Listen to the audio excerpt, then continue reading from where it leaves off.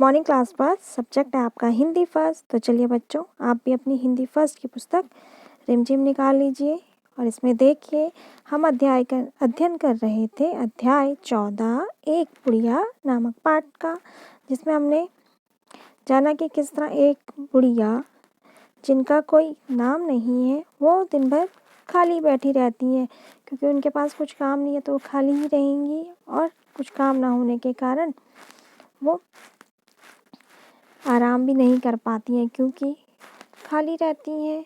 जब कोई थकेगा तभी आराम करने का मन करेगा और उन्हें खाली रहने के कारण न सुबह न दिन न रात, इस तरह किसी भी पहर का पता नहीं चलता है।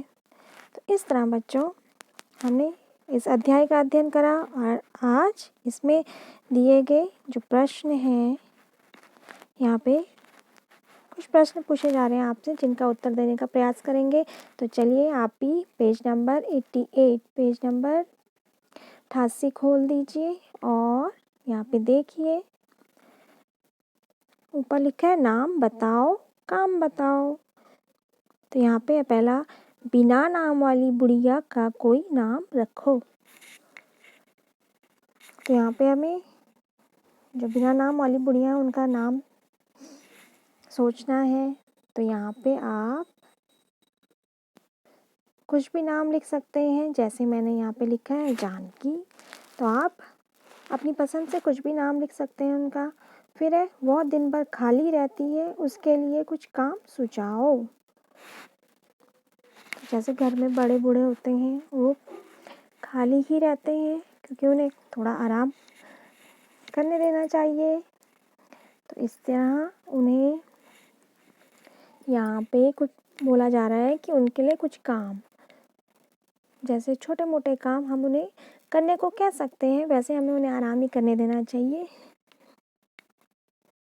लेकिन बैठे बैठे यदि कोई काम हो जाए, जैसे सब्जी काट सकती हैं, सब्जी काट सकते हैं ना, कहानी सुना सकते हैं बच्चों को, और जैसे घूमते घामते खेत में गए या खेत से सब्जियां चुन सकते हैं सब्जी चुनने का कार्य कर सकते हैं। फिर है कुछ खेल ऐसे होते हैं जो बैठे बैठे खेले जाते हैं, तो बच्चों के साथ खेल भी सकते हैं। तो इस तरह ये कार्य मैंने लिखे हुए हैं। और यहाँ पे जो ये 2 लाइनें हैं, इन 2 में आप लिख लीजिए 1-2 कार्य अपनी ओर से। और फिर यहाँ पे काम करो, कुछ काम करो। तुम्हारे घर में सबसे ज़्यादा काम कौन करता है? तो बच्चों यहाँ पर भी आपको बताना है कि आपके घर में सबसे ज़्यादा कौन करता है काम। वैसे अधिकांश सभी के घरों में मम्मी, आपकी मम्मी करती होंगी काम ज़्यादा। तो यहाँ पर लिख दीजिए, एक साइड मम्मी लिख लीजिए, या कोई और करता है ज़्यादा काम तो उनका नाम लिख लीजिए। और फिर दादी ताई, इस तरह से आप लिख सकते हैं कि हमारे घर में मम्मी दादी ताई ये सभी ज़्यादा कार्य करते हैं। और फिर है तुम्हारे घर में सबसे ज़्यादा आराम कौन करता है? तो घरों में ज़्यादा आराम कौन करता है? बड़े बुजुर्ग करते हैं और छोटे बच्चे करते हैं। तो यहाँ पर लिख सकते हैं हम छोटे भाई बहन और दादाजी लिख सकते हैं हम, है ना।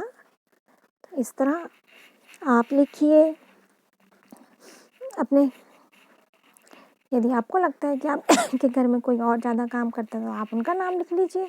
तो बच्चों इस तरह से आप यहाँ पे इन प्रश्नों के उत्तर देने की कोशिश कीजिए। तो चलिए आज ये कार्य आप कर लीजिए। ओके बच्चों, थैंक यू।